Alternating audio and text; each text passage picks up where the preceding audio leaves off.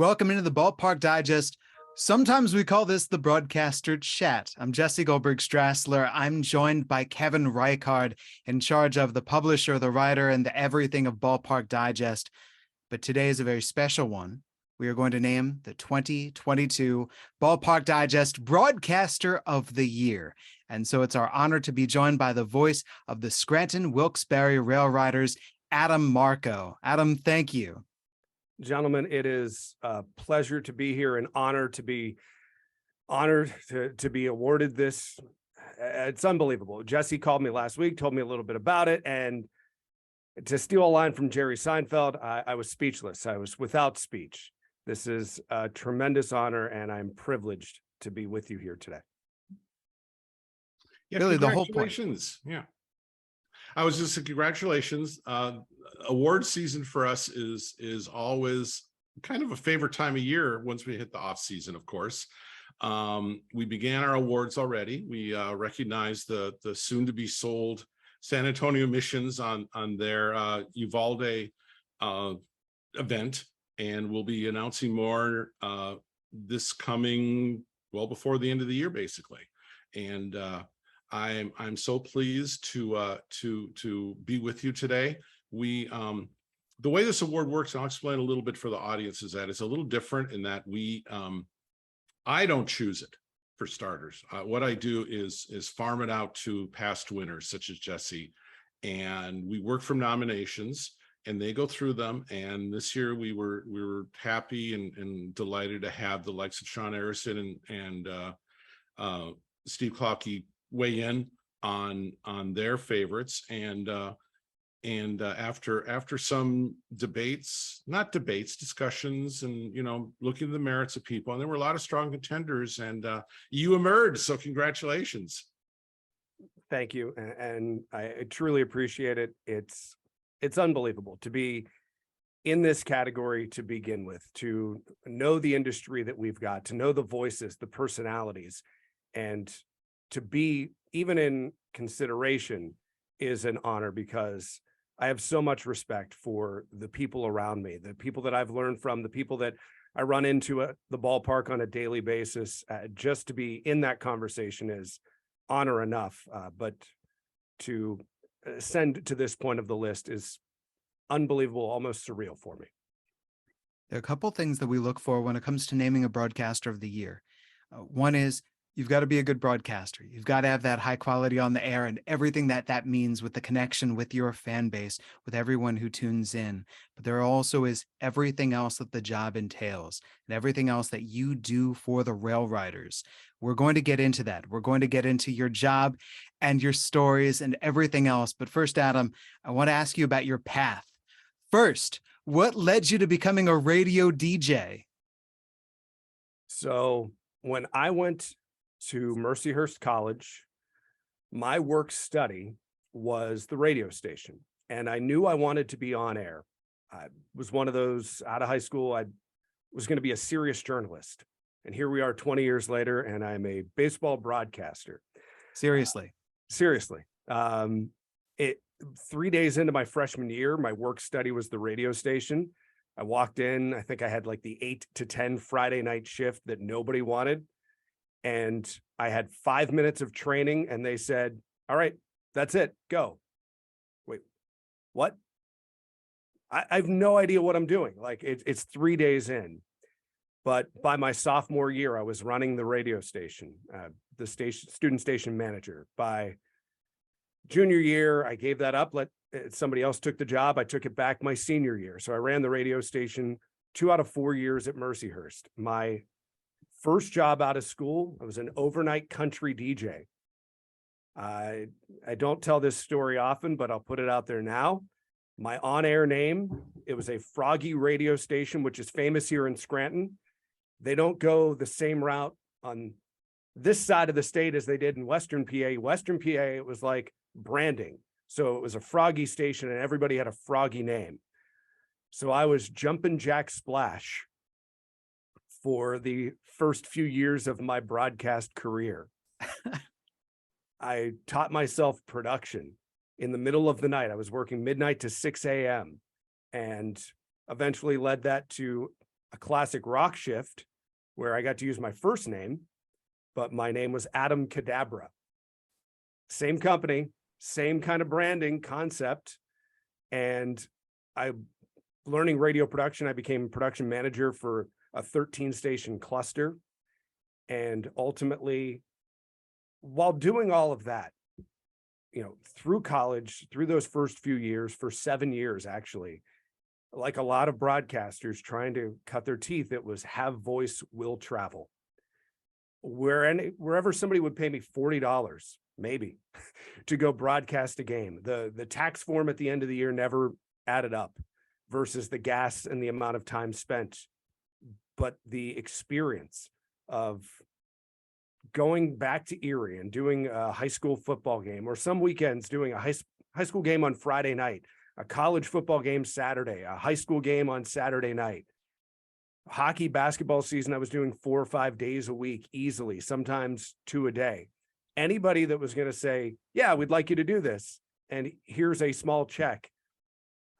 That's how I cut my teeth. That's ultimately what I was doing. I was doing basketball, women's basketball, men's basketball, hockey, football through college, baseball, doubleheaders, by yourself, back-to-back days, Saturday, Sunday, with just the SID in your ear telling you things, to deciding in 2007, and really the years prior, that I wanted to get into minor league baseball. I wanted to be a baseball broadcaster. Short stint in North Carolina in 2002. I was a board op for the Kinston Indians when Robert Portnoy was their broadcaster. And Robert has been a dear friend over the years. He was kind of, when you would go to the winter meetings, I think you always needed a Sherpa. You needed somebody to lead you around. And those first few years, Robert kind of took me under his wing. Ultimately, 2006 winter meetings, I interviewed with the Williamsport Crosscutters with Gabe Sinacrapi, and the mentor he has been. That first baseball job was promotions. It was, you're going to be a promotions intern, and maybe we'll let you broadcast the games if we get a radio deal. So it was 38 road games. And then when the team was home, I was the promotions intern. Crazy for me that led to the opportunity to go to Oklahoma City in 2008 with Jim Byers, another tremendous broadcaster.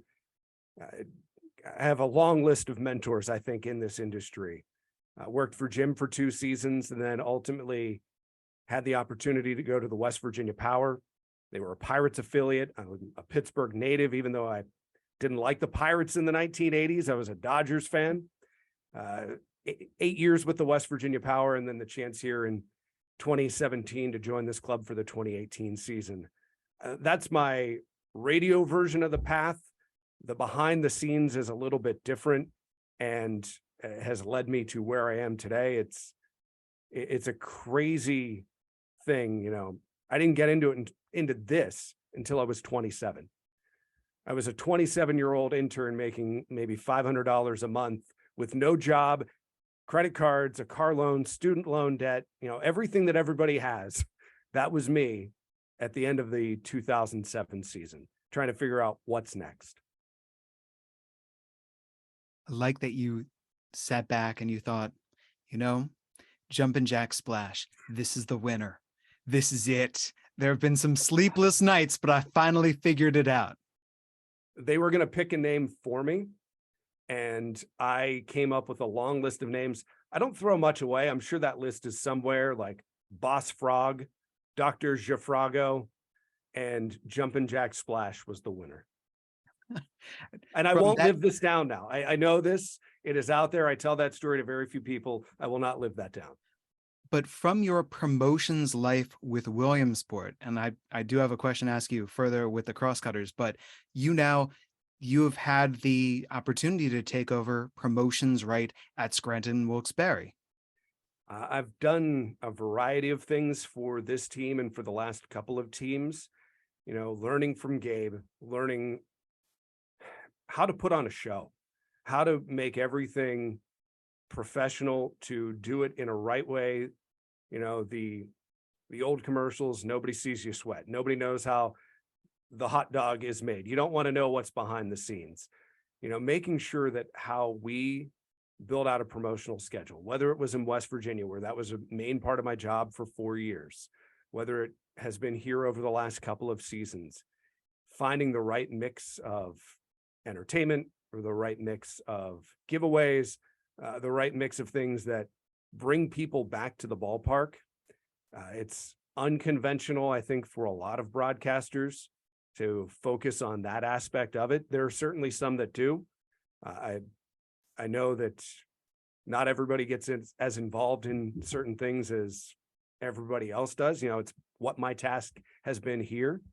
I take great pride in it. I take pride in figuring out what the next thing is that might help draw people here. That, to my mind, Kevin, is part of what makes Adam so worthy, because we will get back into the broadcasting part, but I think that a broadcaster, especially a broadcaster of the year, means so much to his club and means so much to his fan base. And it's because of who he is and what niche he carves out for himself and the impact that he makes. Adam, you are the person who created the Nestor Cortes bobble-leg, right? Yes. That was a fun one to do. And there are very few original ideas. Honestly, we all know this, especially in an industry where you look around and you see what worked in other areas. What can we do to bring that here?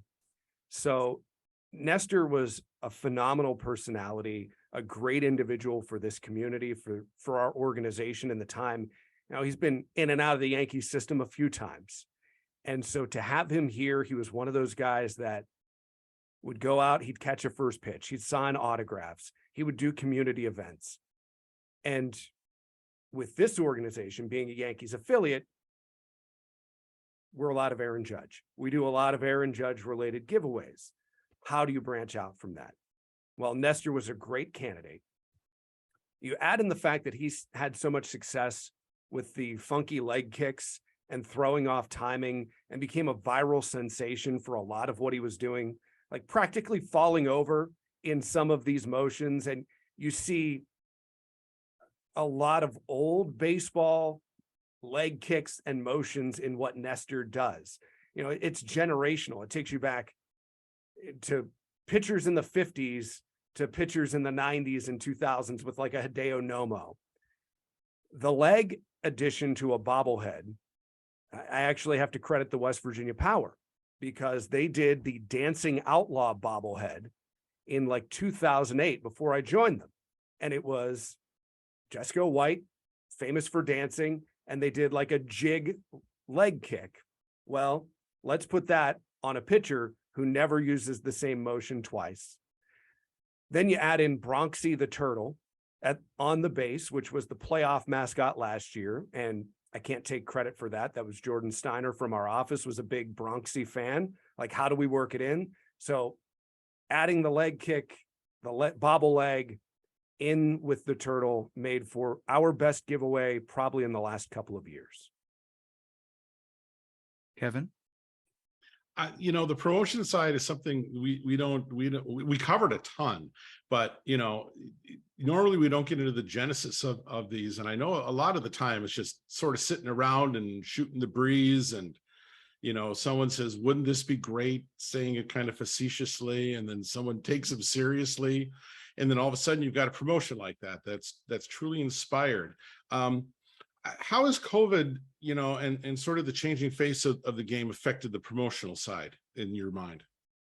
From that aspect, everybody in 2021, 2022, dealing with rising shipping costs, shipping delays, making sure you had your giveaways ordered in time so you had them in time.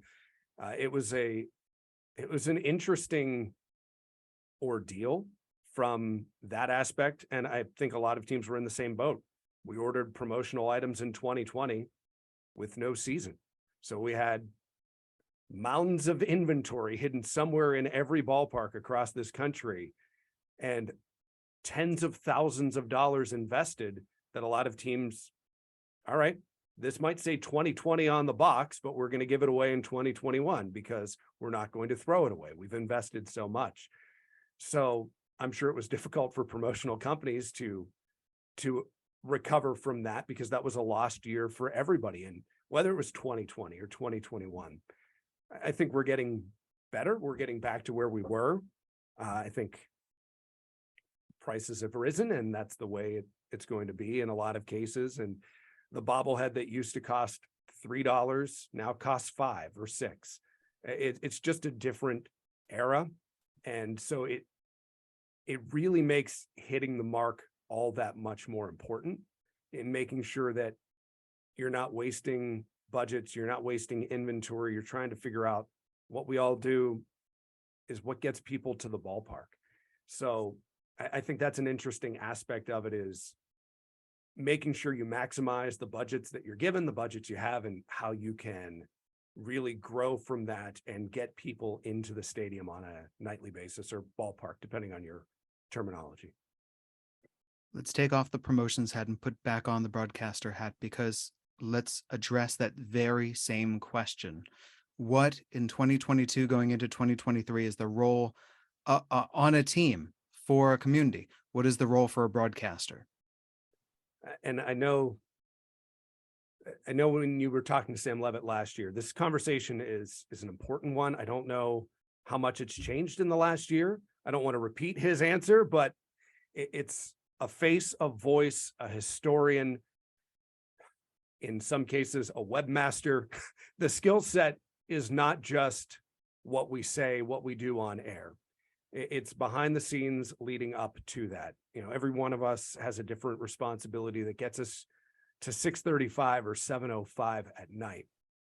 But I learned very early on that you become the historian, de facto or not, whether you have somebody in your community that knows the history of the franchise, knows the organization.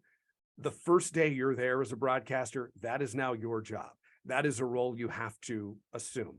And it is tremendous to have people behind me to learn from, to talk to have these conversations with. But it's historian. It's having conversations with fans at events, and they go back to an era that is long before my time, and having that conversation.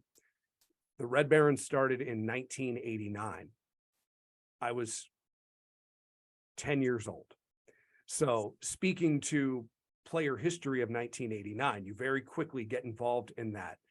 You very quickly have to know about not just that era, but the SWB Yankees era and players of that first 2017. With our case here, we had a stadium built as the team came from Maine, which oddly enough, it was a team in Charleston, West Virginia that went to Maine that came here, which is almost my lineage, minus a stop in Maine. I've never been. I've heard it's nice. Wilderness. Yes. Lobsters. Yes, I'm all for that. So I think getting the historical aspect out of the way, knowing that the first day, you're the person that anybody's going to come talk to about the history of the team. And moving forward, it's learning the community. It's being a voice for this team. In a lot of cases, the face of the team in the community. It's going out at every event you can possibly get to and talking about the Scranton Wilkes-Barre RailRiders, talking about minor league baseball. Why do we do what we do? Add in running the website, add in writing features for the game day program, for the website, promoting the team, the number of things added into that. Like I do our radio commercials and have, going back to 2010 with the West Virginia Power, did their commercials for 8 years, do them here. Like it's your voice, it's your face for radio. It's your voice, your face that is out there as a representation of any organization you work for. And for me, it's whether it's West Virginia Power, whether it's the Scranton Wilkes-Barre RailRiders, whether it's a couple of games a year I do for Bucknell basketball, for Learfield. You're a face, you're a voice, you represent that team no matter where you are, no matter what you do, and keeping that in mind. And then at some point you start prepping for a game.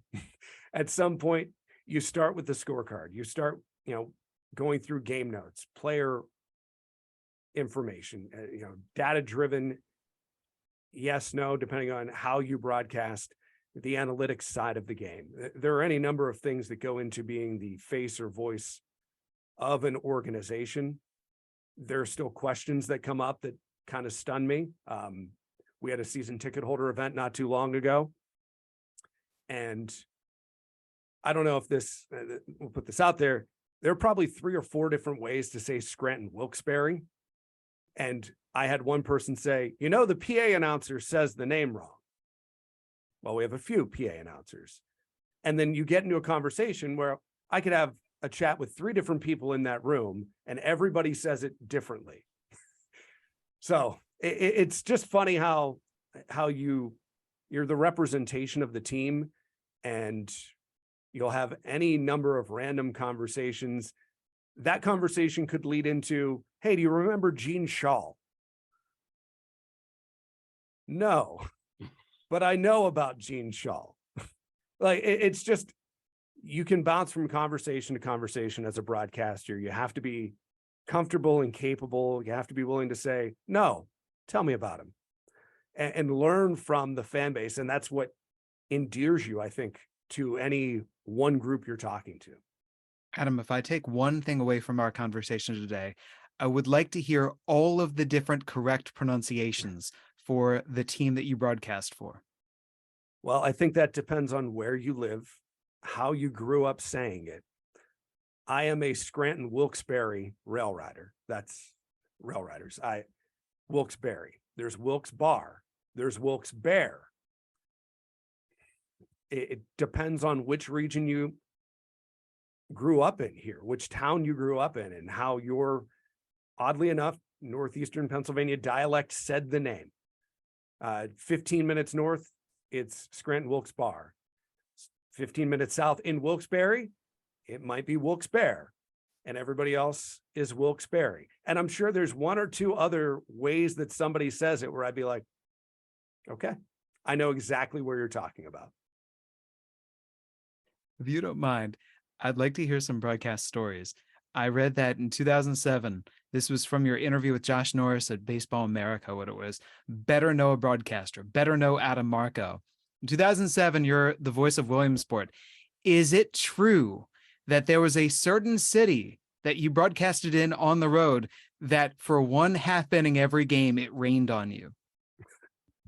There absolutely was. And I was very fortunate. My best friend lived in Queens. So when we traveled to take on the Brooklyn Cyclones, which Keyspan Park at the time, one of my all-time favorite venues, even if you're sitting outdoors in their press area, which a good friend of mine, Joe Vasile, can attest to. He got hit by a foul ball this past year. So loved going to Coney Island, loved going to the Brooklyn Cyclones ballpark. But their broadcaster back then was Warner Fusell. And the legendary voice, a lot of people grew up this week in baseball with Mel Allen. I grew up with Warner Fusell as the voice of that. And I met him that first day. He's like, hey, do you have an umbrella? No, it's 85 degrees and sunny. Yeah, get an umbrella. It's going to rain here for at least a half inning every single game. And he let me borrow one that first game, I think. And then I borrowed one from my friend the next few days. He was not wrong. It rained at least a half inning on an otherwise gorgeous day. Just amazing, the accuracy of his prediction, the necessity of that umbrella. And even still, one of my all-time favorite venues. I spent 3 or 4 days there in a 15-year career, and that's still one of my favorite places. Kevin, this is where we get into your wheelhouse, because let's talk ballparks. Adam, you've broadcasted in a lot of ballparks. What other stadiums stand out to you that you visited along all of your travels? So I'm always partial to my home park, no matter what home park that was. And for one reason or another, the experiences and the people I had in Williamsport kind of got me started in this. It was always 97 degrees in Oklahoma City, no matter what time of day. No air conditioning, I don't think, on that side of the building. We had box fans everywhere. I don't know how you heard the broadcast. sweating through every single layer. And Jim Byers taught me we wear pants. This is a professional broadcast. When I got to West Virginia, I wore shorts a little bit more and flip-flops, but that's just me being me. West Virginia had the Toast Man, a legendary heckler and fan of baseball. And I sold him his season tickets. Here, it's such a unique atmosphere, what we do. And so I really do appreciate my home parks, and I don't want to go without saying. So had you been to the park before the renovations, or are you post-renovation guy? I am a post-renovation guy, so I did not see Shadows of the Vet. I did not see the high-rise upper deck, only in pictures. Truly nosebleed seats. Right. And the comparison now versus then, just looking out at the field, in 2020, we were supposed to host the AAA All-Star game. And I see pictures from 1995 from the game, and it's pitch black behind the outfield wall. And now it's a 360 stadium. You can see over top of the bullpens. We have people looking down off the bridge, down into the bullpens. More often than not this year, some teams would set up like a cup and throw a quarter in, and we'll throw you an autographed ball. Like, I can't describe the difference of what that experience had to be then versus now, because we have this beautiful mountain facade behind the ballpark, which it was still here then, pre-renovation, but everything out there was just pitch black. You could not see a thing in any picture I've ever seen of the ballpark then. It was one of the few 12,000 seat ballparks I've ever been to where it truly was claustrophobic. It was tunnels getting you around and narrow, the concourse was very crowded, and you never really got a sense of that. At the beginning of the game, you did when the sunlight came in really nice, but boy, after 2 or 3 innings, it was just, that upper deck felt like a dome. Sure. I have to imagine it did. I'm not a fan of heights. I'm not a fan of steep inclines. So I'm happy to hear the stories about it. And also at the same time, I'm okay that I didn't get to see a game here. Well, when I went there, the tarps were on, so you couldn't even go up there anyway. It's a very different venue now versus then. And I think a lot of teams that have had the ability to get a new stadium, to renovate their stadiums, I think all those bigger stadiums went through that. There are places we travel now where the capacities are huge. And remember 70s, 80s big league stadiums. I grew up in Pittsburgh with Three Rivers as our stadium. And I remember as time was winding down on that park, you could go sit in the outfield for $8 and be one of 10,000 people or 12,000 people, 20,000 people in a 55,000 seat stadium. It's a different era. And I appreciate ballparks today for any number of reasons. As anyone who follows me on Twitter will understand, I'm big on food. I'm big on food in the area, and I appreciate good stadium spreads like everybody else does. I appreciate a good view, the hospitality of a team, an organization, and how you are treated, because I want to, you want to treat people the best way you can. You treat them and hope to expect that in return. There are a few stadiums that I really enjoy. There are a few stadiums I don't mind not going back to. The opposite of enjoying. Well, let's talk about the ones you really liked, the road Sure. venues you really liked the past couple years. Sure. The Durham Bulls put on a phenomenal show. You sit down the first base line. It's not the best angle. You get a great food spread, but the show that they put on, the fans that go to that ballpark, hands down one of the best mascots in minor league baseball. It's a fun experience. In our division, Lehigh Valley puts on a good show. Worcester has been great the last couple of years. Going out further west, my first time this year going to St. Paul. You mentioned Sean Aronson earlier. That's such a unique experience. A little bandbox ballpark reminded me in some capacity, some ways of like Asheville, like a smaller closed-in stadium, but you still see their independent ball nature shine through in affiliated ball more than anything else. And that was an enjoyable experience. First time I'd ever been there. There's some stadiums from my South Atlantic League days. I always loved going to Lakewood. I thought the staff there did a great job. They have a surf taco in the ballpark, which is delicious. At least they did when I was there. Heading out, let's see. Lakewood, never made it to the new Augusta Park. Didn't mind the old Augusta Park. So that's an interesting tour down south. Mentioned Asheville. Those are some of my all-time favorites in the South Atlantic League. Lakewood, Asheville. You mentioned food. You were one of the great broadcasters to discuss food with because of how seriously you've taken it. You've been on the quest for the best wings. You've been on the quest for the best sandwich. You've been on the quest for the best barbecue with Yes. everywhere that you have gone. Yes. Have you set for yourself a next quest? I have not. So this goes back years. I started a blog 2013, 2014, my minor league Kerouac blog.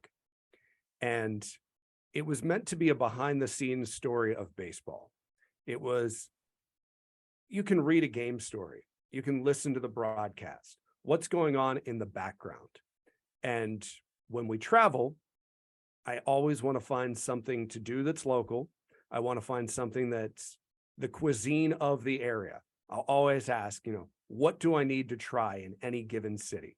And I'll make sure I go to that restaurant or I get that type of food. Anytime I go to a restaurant, what's the most popular dish at this restaurant that I'm supposed to go to? So I do take it seriously, because when you travel as much as broadcasters do, and you're experiencing these cities, the game to me is not just about what's happening on the field to anybody. It's about what's going on in the atmosphere around you. It's telling the story, even just a little bit, of what that region is or what that region is about. So when we go to Indianapolis, making sure I hit the right spots, but I also go to the museums that are just on the other side of Victory Field and learn about the heritage of that area. So finding ways to work all of that in addition to whatever the daily task is, has always been a big part of it. So minor league Kerouac over the years got on Twitter. A lot of my Twitter in season is what I'm doing, where I'm going, going down to Durham and having the ability to play the Duke golf course. It's not food, but it's part of the experience. If you go to Durham, it's not just about that stadium. It's about Tobacco Road. It's about Duke in North Carolina. I've had the chance to see both of those campuses. So talking about that experience and what it was like to walk into Cameron Indoor, which I was a Duke fan in the early 90s with Christian Laettner and Bobby Hurley, things that I thought I'd talk about on this podcast today. But going into Cameron Indoor and just seeing that atmosphere, that is their area. That is as much their lifeblood. So where do I go? What do I eat? What am I trying to discover? That's where minor league Kerouac really started. There are times where it might just be a wing tour, where we go to Buffalo, we hit Gabriel's Gate, Anchor Bar, Duff's, Bar Bill. What's the favorite? It was Duff's. That's me. Some people don't like oversauced wings. I was great with them. Best sandwich in the South Atlantic League was Zunzi's in Savannah, which at the time, and I don't mean any ill will now towards what they're doing down in Savannah, it's tremendous. At the time, Zunzi's was probably the best thing going when you went to a Savannah Sandnats game and being in the area. Best barbecue, the burnt ends at Willie's Locally Known in Lexington, Kentucky, which I don't think is open anymore. Then it was Red State. Like, it's finding this and building a fake rating system, by the way, completely fake rating system. This is a 9.25 out of 10. If I didn't like it, I gave it a 6 or a 7. If it was going up to Worcester and having homemade pasta with Adam Giardino and getting to see him for the first time in 2 or 3 years post-pandemic, then it was absolutely an 11 out of 10. Minor League Kerouac has taken me a lot of places.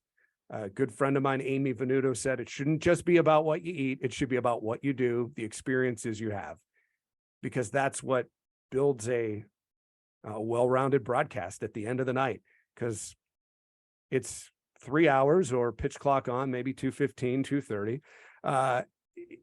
You still have a little bit of time to work in what's going on around you, and that's a massive part of what we do. The Adam Marco Minor League Baseball Travel Guide is a necessity. It should be a work in progress. You're right. Something to build on over the years. I got to get further west. I know that.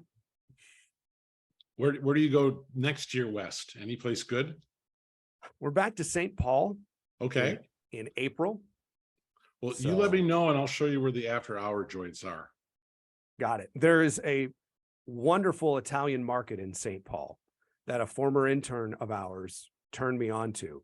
And St. Paul was great this year because the weather was perfect most every day.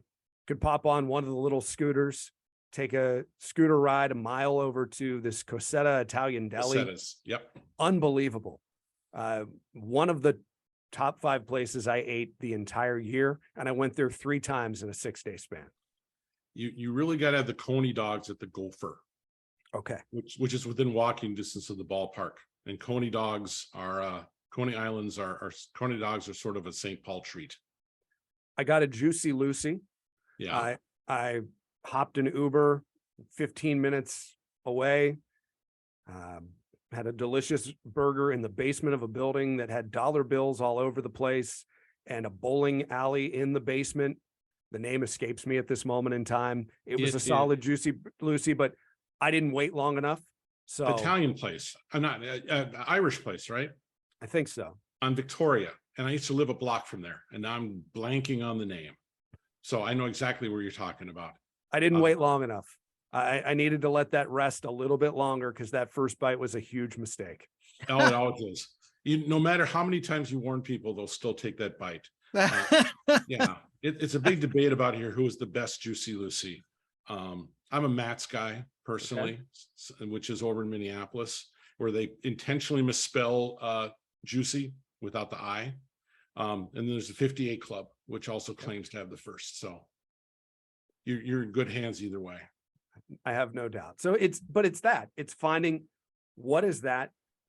And for somebody that doesn't know, explaining what it is, explaining the experience, talking about this weird basement I'm in with $1,000 of dollar bills all over as their decor, people bowling in the background, me sitting at the bar with no Wi-Fi, no cell signal in this basement. Fortunately, I brought a book, which is the weirdest thing you bring to a bar while eating lunch in a bowling alley. Probably, I mean, top 3. But then the ability to go off and tell that story and talk about it. And you know, oddly enough, like the Uber drivers you might have and what you learn from people as you're in their city. It's just crazy how that has evolved over the years from, I mean, in Hagerstown, I walked 1.5 miles to get the best crab cake in Hagerstown. And I'm like Elf in some cases. Like I'm a sucker if you've got a sign that says best. I'll try it. We'll see where it ranks. And then, Adam, you bring these on the air. You say, here are my experiences. Let's talk about them. I think you have to, because you talk about players a lot, so much. It's the lifeblood of what we do. But you also have to build in the fabric of the area you're in, because Jesse, maybe you don't go to Minneapolis. Maybe you'll never go to St. Paul, but you're listening and you want to know about it. Or Kevin, how many times have you been, down to Hickory, North Carolina and experienced a Crawdads game? So it's what's going on in the stadium. It's what's going on the field. And for me, it's what led me up to that point in time on a given day. Do I talk about food too much? It's possible. I try to curtail. But it's also what makes part of what makes a well-rounded broadcast. Years ago, 2018, the last World Cup, I'm a huge soccer fan. Adam Giardino was not.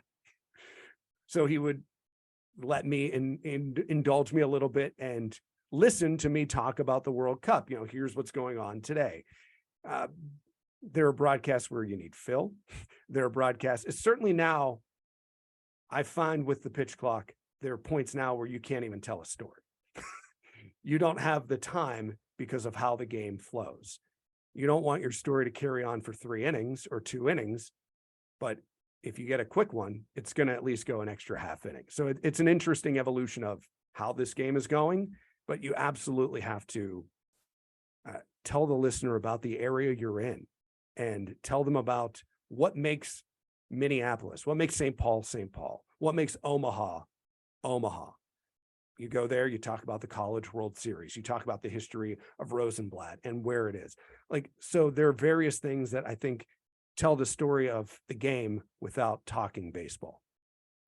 I would connect you with the word innovative, and that starts with your DJ names at the start. That's your work and promotions, but also beyond the broadcast, the things that you have added to the broadcast. For instance, take me through the very start of level by level throughout the Yankees ladder for every single affiliate in the organization, that aspect that you brought to the broadcast where you worked with all the other broadcasts at the affiliate, all the other broadcasters at different affiliates. This idea stems back, and I know there are a couple of organizations that do it, and I think it's a tremendous asset because for us, it's a Sunday afternoon interview. It is a Sunday afternoon where we want to learn about what's going on in the system. This goes back actually to the Pirates organization. Pirates started this, their flagship station wanted each minor league broadcaster to contribute 60 seconds to their Sunday. What's going on with your team? And it could be a feature, it could be game recaps. It really has evolved into what's the story of the week. You can go to the website, you can read our game recaps. 5-3, 6-2. We went 3-2. We didn't play all week if you're Tampa, something like that. So this is really a chance to tell the stories in a short form version. It kind of goes NPR style with talking over and how it happens and how you weave in interviews. But for us, it's learning about the next wave of New York Yankees in a short form. It's learning about what's happening in Tampa or Hudson Valley. Who's a name we're going to hear this year? Who's a name we will hear years from now? For the lower level affiliates, and we all share these reports, you cut them Saturday night or Sunday morning. For them, it's here's one of our players and how they're excelling, or in some cases, accelerating themselves to the majors. So we heard all about Anthony Volpe when he was with Somerset or Hudson Valley. And now we're talking about Anthony Volpe, so they know what's going on. So it's been a nice tie-in. It saves everybody a Sunday afternoon interview, which Sundays are always a little tough to get that interview if they're never hitting on the field. When can you nail a guy down to grab 5 minutes of their time? So we take a little bit of our time to put this together. It's been very well received. It's a chance to learn about some names, learn how to pronounce names that I'm going to have to say years from now, or vice versa, and talk about players that maybe Hudson Valley hasn't seen yet, that they'll learn about from Tampa. So it's an interesting add-on to our broadcast that I think it's a joy to do. It's a joy to listen to hear about some players that maybe we'll hear from, maybe we won't, but knowing what's going on at the other levels, it's certainly in this organization, there's a lot of winning that the Yankees have done across the board at the levels. People like wins. People love the stories.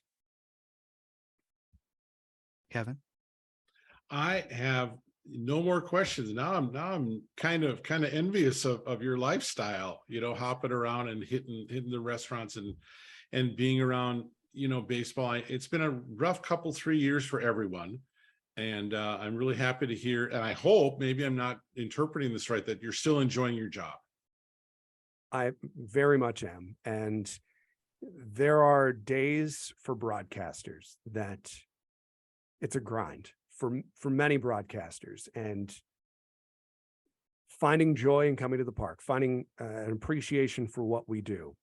I have the utmost respect for every other broadcaster across this industry and how they go about their job and what they do, because there are points in time where everybody evaluates whether it's this, whether it's something else. Is this what I want to do? Is this how I want to spend my time? And looking at decisions that are made on a daily basis and understanding how they impact the team, the area.